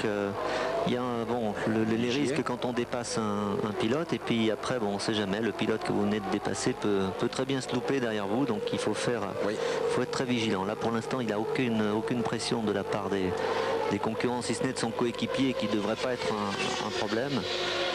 Donc là, il faut y aller doucement, en restant concentré. Alors, Ça, Ligier c'est qui pas déboîte. qui dépasse Oui. la Lotus. Il y a Irvine. Et là, Attention, c'est il y a Demonil qui se porte à hauteur d'Irvine qu'il a vu. La Lotus s'est tenue écartée aussi, mais Demonil s'est glisse. glissé, il est resté derrière. oui, il se glisse entre les deux. Irvine très sport. Irvine très sport et puis sur ses gardes parce qu'il a tellement de malheur, le pauvre. Un homme très contesté au sein d'un petit groupe de pilotes. Attention, ça cherche à repasser. Bon Dieu, là ça cisaille dans tous les sens. Et lui, bien sûr, s'accrocher dans le sillage de Demonil, c'est pratique. Ça vous met à l'abri, ça permet de dépasser aussi. Mais Irvine, un homme contesté à Alain Prost. Oui, c'est vrai qu'il a un comportement qui paraît être douteux de temps en temps sur la piste, mais bon, il faut se méfier par rapport à ce qui s'est passé notamment vendredi en essai. Quand on commence à montrer quelqu'un du doigt, eh bien on y fait un peu plus attention. Et même quand ce n'est pas vraiment de sa faute, comme ça s'est passé vendredi, eh bien on en parle quand même. Donc il faut se méfier. Il y a de temps en temps des... Oui, la Irvine avec la Jordan a l'air de perdre un petit peu du liquide. Oui, ça a l'air de finir. Et en ce qui concerne par exemple la suspension qu'il a eue en début d'année au Brésil, elle m'a paru quand même assez sévère compte tenu qu'il y avait quand même une part de responsabilité partagée entre les pilotes de cet accident. Oui, il n'était pas seul dans le coup, il faut bien le dire, ils étaient même très nombreux. Alors de bonnes nouvelles pour les moteurs français, puisque comme on le voit sur l'image, Demonil donc a repris la course après les seconds ravitaillements des Williams devant Coulthard. Les deux Williams Renault sont toujours en tête. Et autre bonne nouvelle, c'est pour Peugeot, Hakkinen est repassé devant Barrichello après le ravitaillement de Barrichello, tandis que Brundle entre dans les points, puisque sur la seconde McLaren, Martin Brundle est actuellement en 6e position derrière Verstappen. Chez Williams, on vient de passer le panneau All Point On aux deux pilotes, Demonil et David Coulthard. Peut-être que Alain Prost peut traduire. Oui, ça c'était ça. Bravo, bravo. À chaque fois vous me le demandez, mais je ne vous dirai pas exactement ce que c'est, mais c'est tout à fait normal. Faites pas de soucis. À 20 tours de la fin, mais après les derniers ravitaillements. Oui, ça c'est toujours... on vous fait souvent la remarque, mais attention, le dialogue des panneaux n'est pas forcément le dialogue qu'on croit, et bien c'est bien vrai.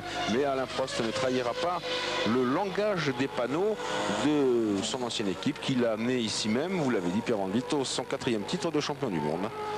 Alors qu'ici on est à bord de la Williams Renault de Demonil. On peut la reconnaître au petit parement mauve sur le rétroviseur.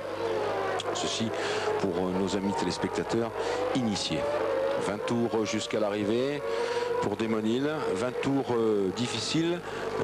Johnny Reeve, vous avez déjà fait un petit précalcul du côté du championnat des constructeurs. Est-ce que ça, si les choses restent en l'état, ça place Williams Renault devant Benetton Ford? On ne va pas vendre la peau de l'ours, bien entendu. Pour l'instant, oui, puisque le retard de Williams sur Benetton avant le Grand Prix du Portugal est de 12 points. Actuellement, si les deux Williams Renault restent sur leur position, elles sont en mesure d'en marquer 16. 10 pour Hill et 6 pour Coulthard, 16 points pour la Williams Renault, tandis que actuellement pour Benetton, Verstappen est en 5e position, ce qui lui fait 2 points. 16 moins 2 égale 14, et avec 14 points sur Benetton, Williams Renault ce soir serait en avance de 2 points sur l'écurie de Flavio Briatore au classement des constructeurs. Mais cela n'est pas fini. Alain Prost à 3 points, alors qu'on voit ce dépassement très chaud, à 3 points, pardon, à 3 Grands Prix de l'issue du championnat du monde. Est-ce que chez Williams Renault, on peut tenter quelque chose dans les définitions techniques des châssis ou des moteurs, sortir une arme secrète, préparer quelque chose, préparer un moteur un peu plus puissant, ou on se contente d'adapter? Non, là c'est vraiment par petites touches, pratiquement imperceptible de l'extérieur de toute façon. Il faut jouer au maximum, bien entendu, la performance, parce qu'il n'y a pas de raison d'assurer, alors que le championnat, aussi bien constructeur que pilote, est très très ouvert, mais assurer en même temps la fiabilité et puis procéder par petites touches pour améliorer la performance, aussi bien moteur que châssis. En moteur, c'est plus la limite d'utilisation. Le fait, notamment Rérez et puis le Japon, des circuits où il va falloir beaucoup de couple, un moteur très facile à conduire. Et là, le Renault est quand même vraiment très fort. En même temps, il allie une puissance maximale et puis une utilisation qui est quand même très appréciée par les pilotes. C'est vrai que le moteur de Schumacher est aussi un très bon moteur dans ces circonstances. Et puis sur le plan châssis, comme je vous l'ai dit, ils ont amélioré beaucoup. Et là, je pense que s'ils arrivaient aujourd'hui à faire un doublé, ce serait une motivation accrue, beaucoup de travail, puisque la prochaine course est seulement le 16 octobre. Oui, 3 semaines. Et donc 3 semaines, ça leur permettra de faire beaucoup d'essais, bien peaufiner tous les réglages avant un Grand Prix qui s'annonce quand même capital. Alors n'oublions pas que Jerez est un tracé quand même assez spécial. On dit souvent, on l'a dit encore au début du reportage, voilà, Estoril, fantastique, très beau circuit, très technique, mais très difficile à doubler. Par contre, Jerez, on peut dire pratiquement impossible à doubler. Oui, alors, on le classe dans les 3 pires circuits au niveau des dépassements, qui sont Monaco, Budapest et Jerez. Alors il y a eu des petites modifications, mais c'est vrai que le pilote partant en pole position à Jerez aura, ou en tout cas promis au premier virage, aura un avantage indéniable. Donc je ne sais pas, peut-être que on peut penser qu'une équipe comme Williams-Renault aura tout intérêt à peaufiner les qualifications, et quitte à avoir vraiment là un moteur de qualification, une voiture de qualification, c'est-à-dire vraiment tout miser sur la pole position.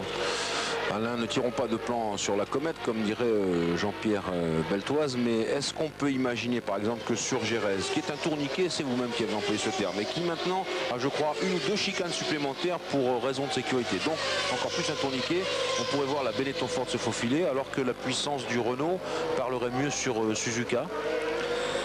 Oui, mais Suzuka est un circuit un peu piégeux en ce qui concerne la puissance. C'est pas la puissance maxi qui est la plus importante, c'est surtout le couple et l'utilisation moteur, car il y a une très grande partie de virages moyens ou rapides que vous prenez entre 3e et 5e, des vitesses entre 200 et 250 km/h, où vous êtes tout le temps moitié accéléré à fond, moitié accéléré à fond, et c'est très compliqué. Alors c'est utilisation de moteur et surtout une aérodynamique de la voiture très stable. C'est là où on pêchait beaucoup l'année dernière. C'est là où la Williams au niveau châssis pêchait beaucoup en début de saison.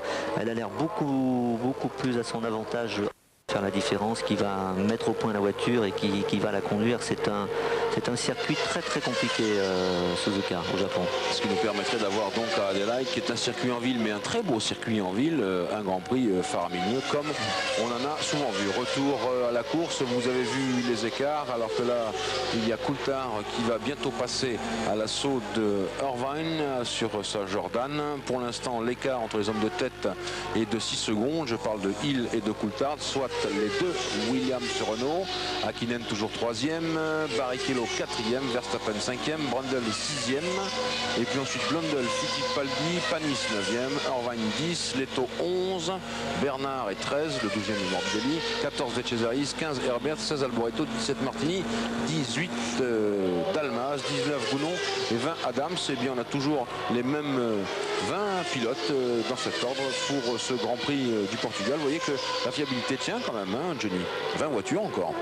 Et puis, je fais une petite réflexion sur la position de JJ Leto, qui est au volant de la Benetton de Schumacher, pas exactement celle de Schumacher, puisque le châssis de Schumacher est conservé précautionneusement à l'usine Benetton, mais à la place avec le numéro de Schumacher, JJ Leto qui occupe la 11e place alors que Verstappen est 5e. C'est un tête à queue. Oui, c'est De Cesaris. De Cesaris qui était en 14e position. Je le vois mal, De Cesaris, c'est passé où là? Alors ah oui, d'accord. Il est allé tout droit. Peut-être un problème de frein. Il a essayé de revenir en tête à queue sur la piste. Il va sortir, mais non. S'il n'a pas calé, il pourra partir. Mais non, apparemment, on le pousse dans le prolongement de l'échappatoire. Il doit dire à son stand ce qui se passe par la radio. Il reste encore à son poste. Là. Nous avons reçu beaucoup de courriers à l'issue de la sortie de piste de Berger à Monza, lorsque nous avons dit qu'il fallait faire attention aux sillons dans les zones de dégagement de sable ou de gravier, et qu'il est allé assez loin, De Cesaris malgré tout. Donc c'est quand même quelque chose qu'il faut encore fouiller dans le domaine de la sécurité, ça, les échappatoires. Oui, il y a toujours à faire, mais vous savez, là, en l'occurrence, il n'était pas complètement dessus, il était un peu les roues sur le...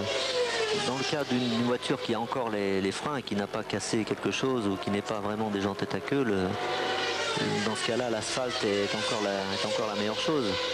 Mais comme ce n'est jamais pareil entre une sortie normale ou une casse mécanique ou une rupture de frein ou autre chose, ou un accrochage, c'est très difficile de dire exactement la sécurité idéale n'existe pas, on l'a dit et répété. Alors que Coulthard a l'air d'avoir de plus en plus d'ennuis, de blocage de frein. Peut-être que sa répartition n'est pas si bien faite que l'on voit. Sa répartition de freinage, peut-être, non? Sur un endroit comme celui-ci, c'est pas vraiment un problème. Au contraire, il vaut mieux avoir une répartition de frein qui est un peu plus importante sur l'avant, c'est-à-dire sur les roues avant, quitte à bloquer un peu la roue intérieure. Ce n'est pas les deux roues qui bloquent à la fois, seulement la roue qui est délestée à l'intérieur, plutôt que d'avoir trop de frein sur l'arrière et créer un phénomène de deux toupies, l'arrière qui passe devant, beaucoup plus désagréable à piloter, et en tout cas sur les 70 tours d'une course, difficile à maîtriser. Bientôt en vue de l'arrivée justement de ce Grand Prix du Portugal avec les deux Williams Renault en tête. Nous, on se retrouve dans quelques instants après cette page de publicité. Mika Hakkinen à l'image, or ça ne va pas très bien pour Mika Hakkinen. Johnny, quel est l'écart? Mika Hakkinen qui au 53e tour comptait 10 secondes d'avance sur Barrichello, et on est au 58e, 5 tours plus tard.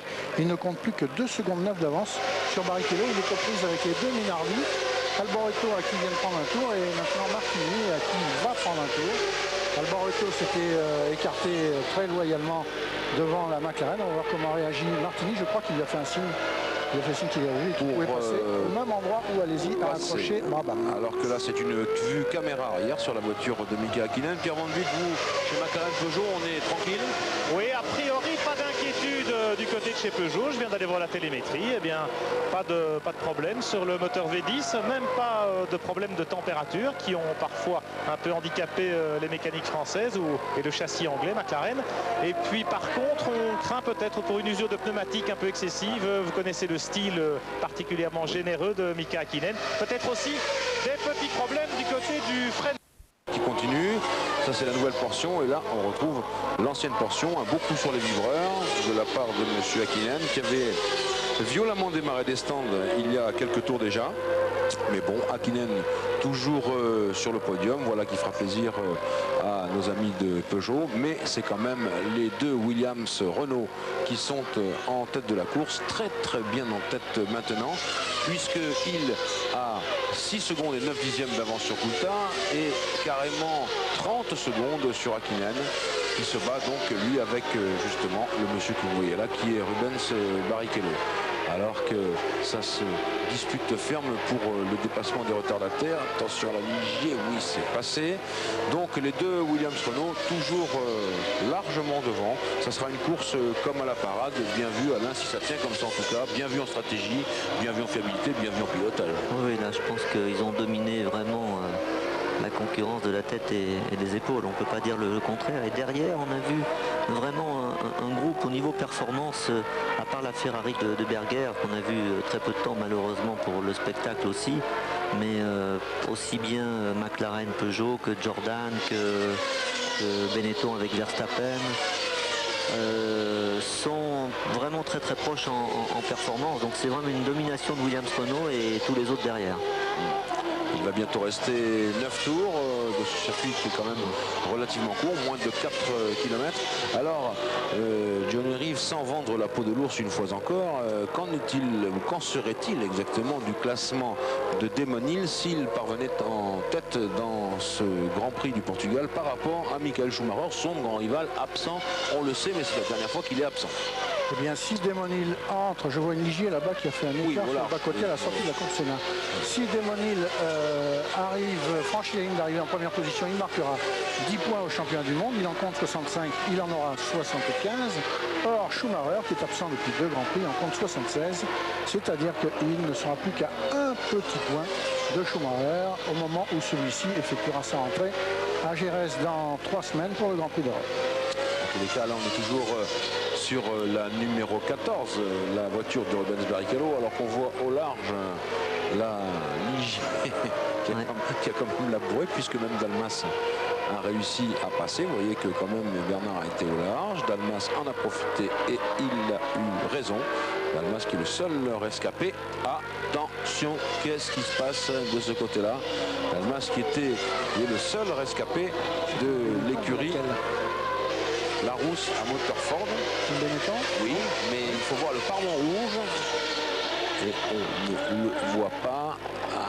Ben voilà, pas de chance. Bernard, il avait rattrapé et là, la Benetton, eh bien, elle n'a rien attrapé du tout. Le vortex qui vole, l'aileron, c'est, oui, ça y est, Gigi Letto. On perçoit ça loin dans le rétroviseur. Pauvre Gigi Letto, il était 12e. Donc tout à l'heure, Letto, je disais que ces 2 courses de Monza et de Estoril ne risquaient pas de lui faire reprendre la place qui a été subtilisée par Verstappen vers le mois au Grand Prix de France, je crois. Oui.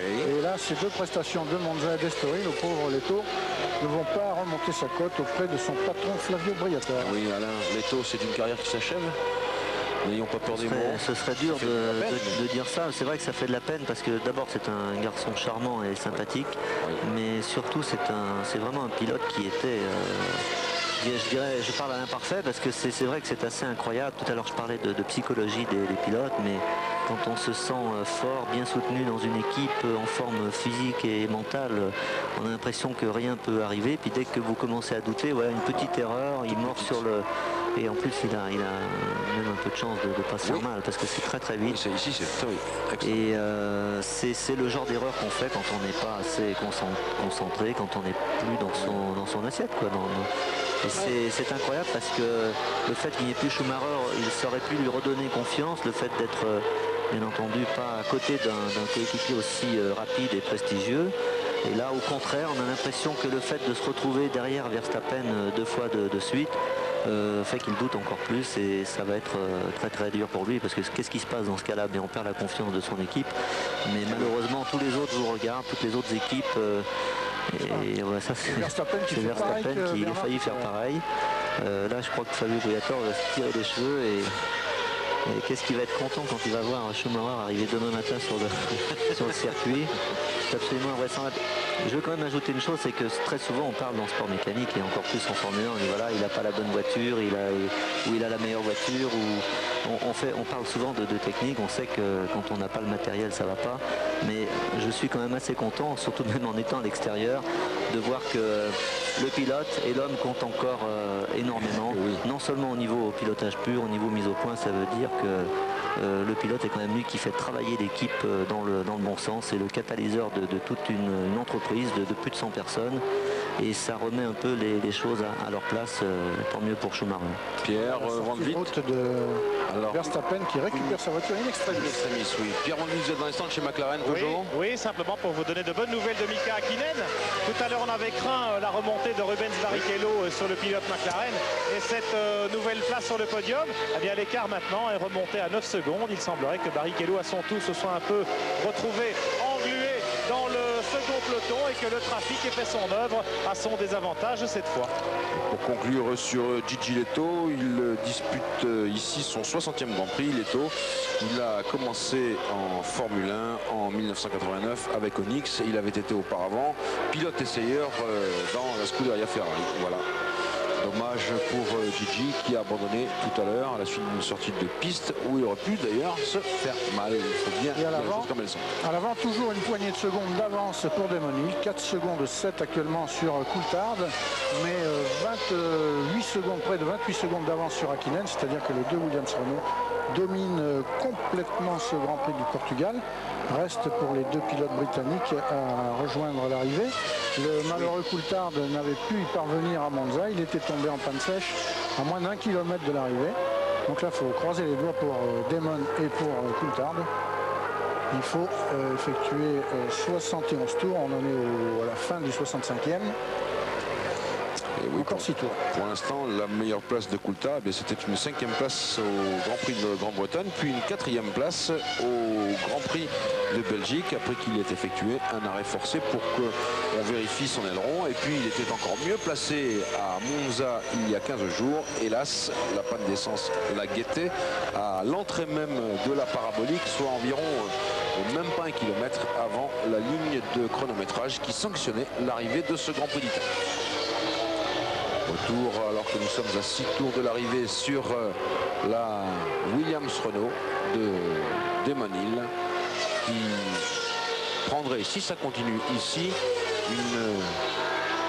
non pas une avance substantielle, mais pourrait effectuer une remontée très belle. Bien sûr, on ne le répétera jamais assez en l'absence de Michael Schumacher, mais comme vous l'avez dit tout à l'heure, Johnny, si les choses restent en l'état, eh bien il y aura 1 point d'écart entre les deux hommes avant d'aborder le 14e des 16 Grands Prix de ce championnat du monde 1994, c'est-à-dire le Grand Prix d'Europe à Jerez dans 3 semaines.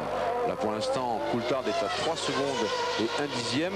Alors ça a été difficile tout au long de ce Grand Prix de se rapprocher, de repartir. Attention, qu'est-ce qui se passe là? Je Je vois qu'il y a eu un mouvement de précipitation dans les stands qui m'a fait peur. Non, c'est quand même... Ce sont les photographes qui vont se préparer au podium. Oui, j'ai vu ça avec les caméras de Jean-Luc Villemont et tout d'un coup, vous savez ça, tous les mouvements de foule comme ça font toujours un peu peur parce que généralement, vous le savez, Pierre, c'est parce qu'il y a eu un gros carton. Et puis il y avait aussi Marc Blundell qui rentrait à pied avec son casque à la main. Lui aussi a renoncé en vue de l'arrivée sur la Pirelli Yamaha.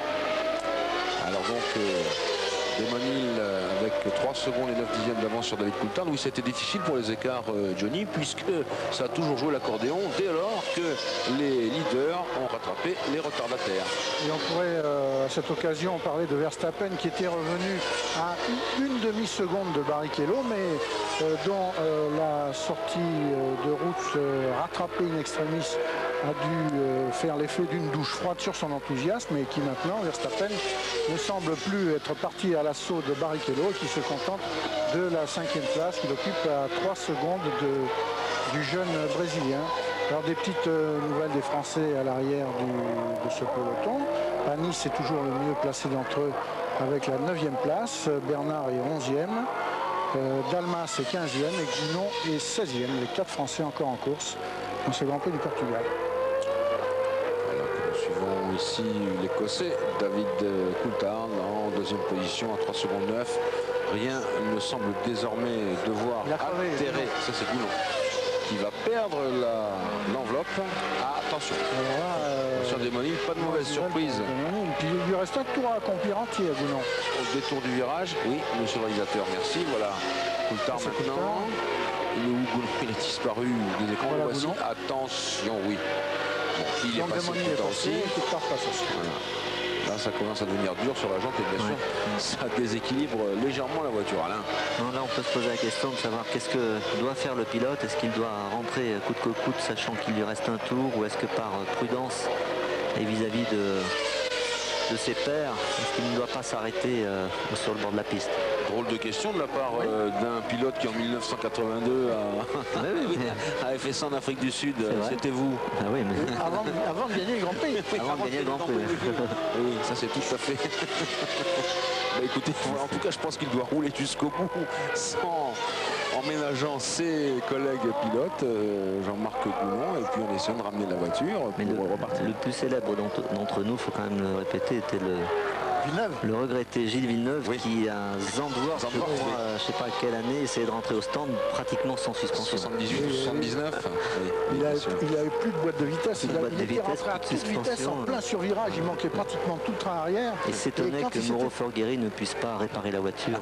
Quand il s'était arrêté au stand, les mécaniciens s'étaient présentés pour changer les roues. Et celui qui était préposé à l'arrière gauche, où avait disparu la roue, l'arbre de transmission, la moitié de la boîte de vitesse, les bras lui en étaient tombés ainsi que la clé pneumatique pour démonter la roue.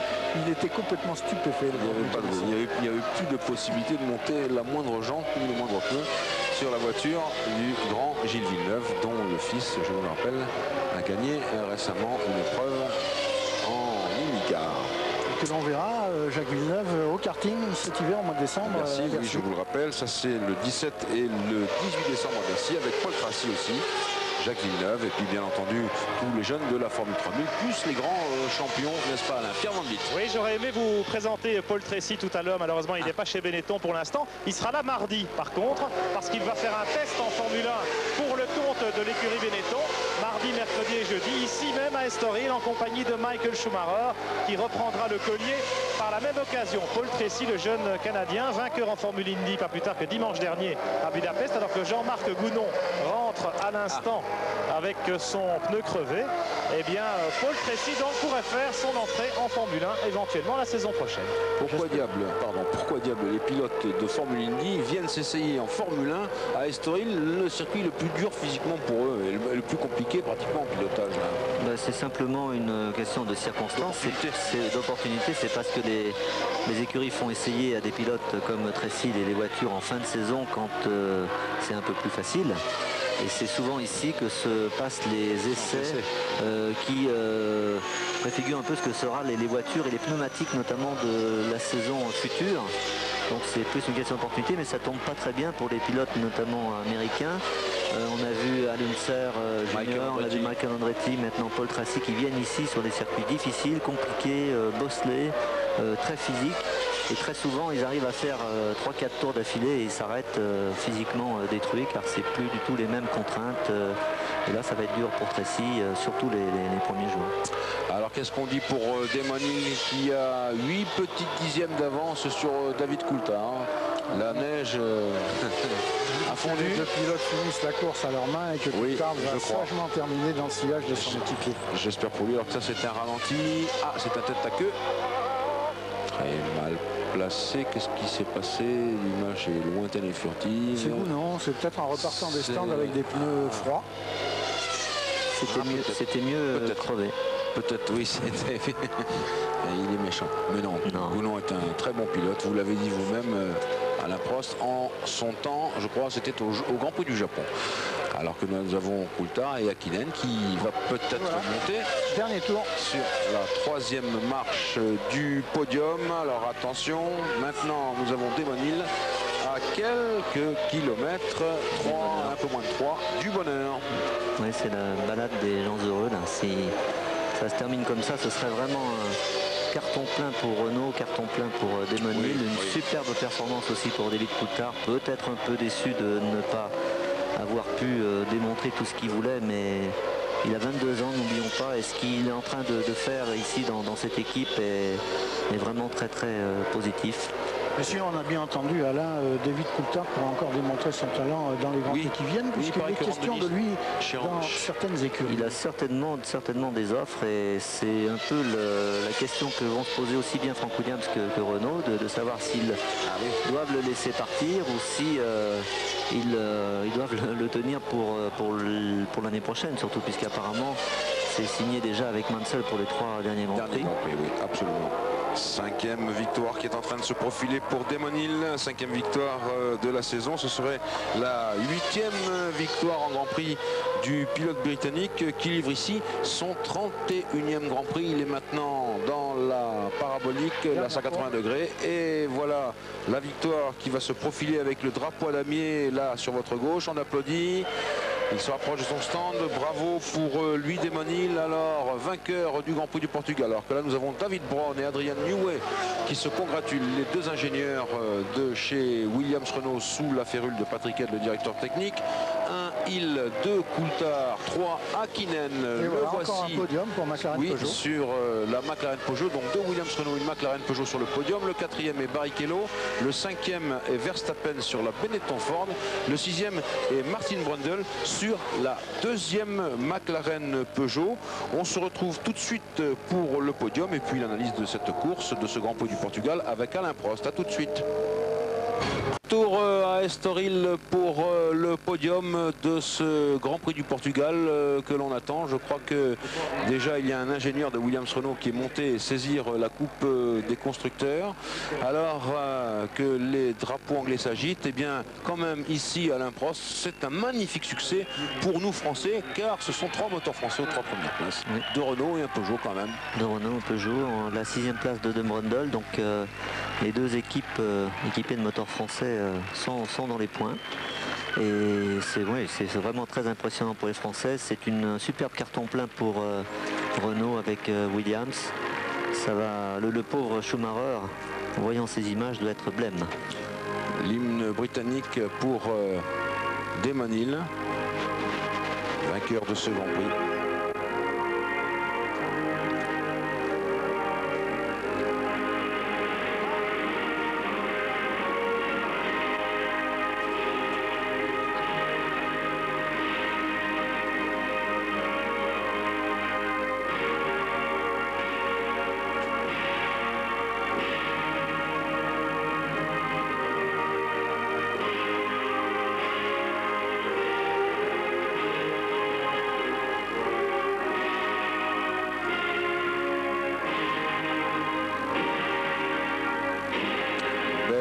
Victoire pour la carrière. l'arrière de Damon Hill qui reçoit donc la coupe du pilote ayant gagné ce Grand Prix de Portugal et dont le nom désormais suit celui de Schumacher dans le palmarès de ce Grand Prix. Vraiment, oui, une victoire bien méritée.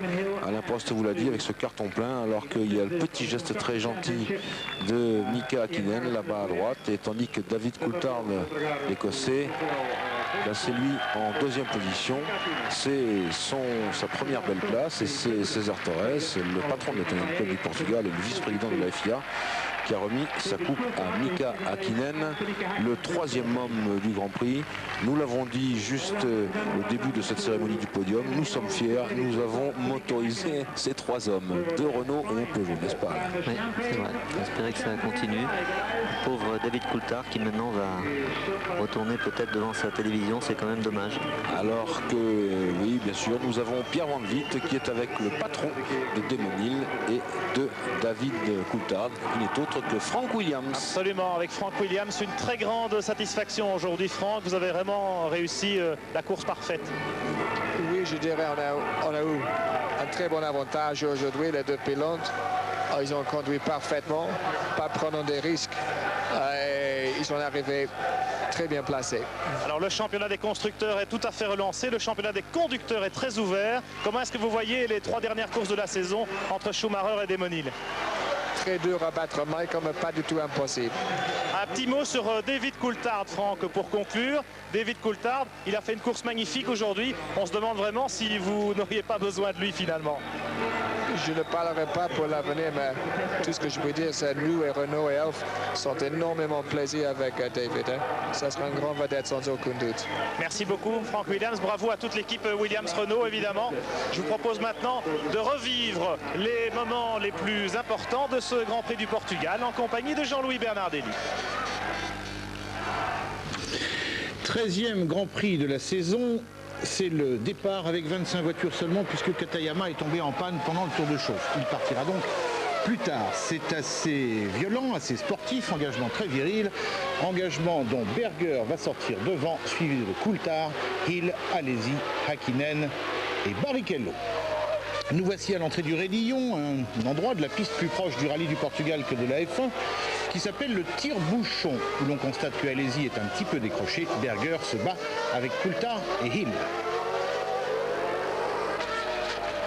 Alesi, lui, se bat relativement seul, et même totalement seul, avec sa voiture. Il se bat avec sa voiture à 5 secondes derrière Berger. Mais Berger abandonne sur problème de boîte de vitesse. Voici donc David Coulthard qui était second. David Coulthard est donc leader à la 12e minute de la course. Alesi est 3e. Un Coulthard qui est formidable, qui s'échappe, qui parvient même à prendre 2 secondes et demie sur Damon Hill. On s'arrête au stand pour David Coulthard. 2 arrêts sont prévus dans toutes les grandes écuries. On sait qu'il pourrait se passer des choses horribles, ça ne sera pas là. Ne regardez pas ce classement, c'est l'image qu'il faut regarder.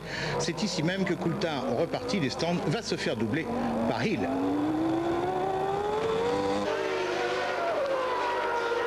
Voici donc le bon classement. Nous sommes à 56 minutes de course, c'est-à-dire pas loin de la moitié. Même très exactement à la moitié. Nous sortons du classement alors qu'Alesi, lui, va rentrer dans Rabat.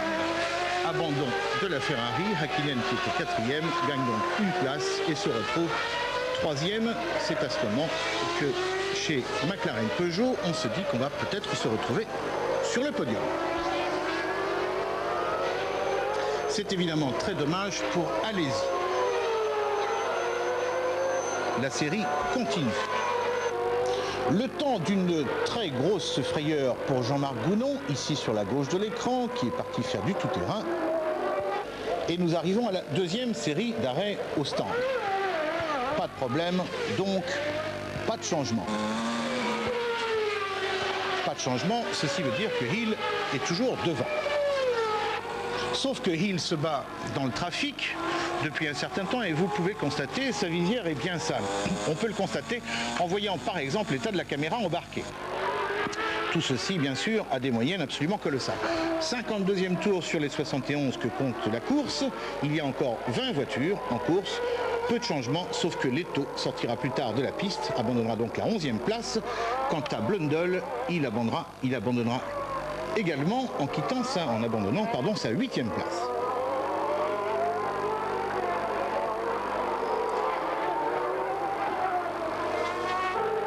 Nous sommes dans le dernier tour. Ce sera une superbe arrivée groupée pour les deux Williams-Renault. C'est le premier podium pour Coulthard. C'est pas mal d'ailleurs pour sa dernière course chez Williams, ce qui est bien dommage. Et victoire de Hill, qui n'est donc plus qu'à 1 point de Schumacher, 76 à 75. Hakkinen est 3e de ce Grand Prix, 4e Barrichello, 5e Verstappen, 6e Brundle. Il y a 17 voitures à l'arrivée. Au championnat du monde des constructeurs, Williams-Renault reprend la tête à 2 points devant Benetton. Ford. Oui, alors je crois qu'on est en train d'équiper Jean-Pierre Jabouille, le patron de Peugeot Sport. Pierre Van Vliet, à vous. Ben oui, vous l'avez souligné, Jean-Louis, tir groupé pour les constructeurs français avec le formidable doublé des Williams-Renault, mais aussi avec la confirmation des McLaren Peugeot et cette nouvelle place de Hakkinen sur le podium. Brundle dans les points. Jean-Pierre, ça progresse.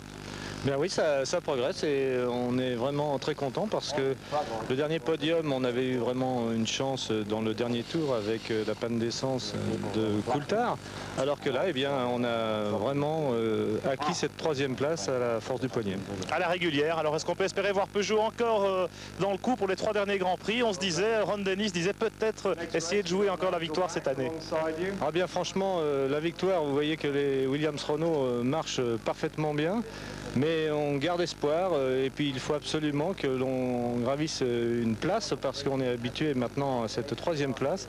Et effectivement, on est comme l'opinion publique, on aimerait gravir un échelon. Prochain objectif, la 2e. Voilà, à vous pour le mot de la fin avec Alain Prost. Avec Johnny Reeve, d'abord les classements. Johnny, rapidement. Alors le championnat du monde, donc Schumacher conserve ses 76 points. 2e Damon Hill, 75 points. Ça se rapproche. Comme dit Alain Prost, Berger ne peut plus remporter le titre de champion du monde. Il a 33 points, mais il reste 3e.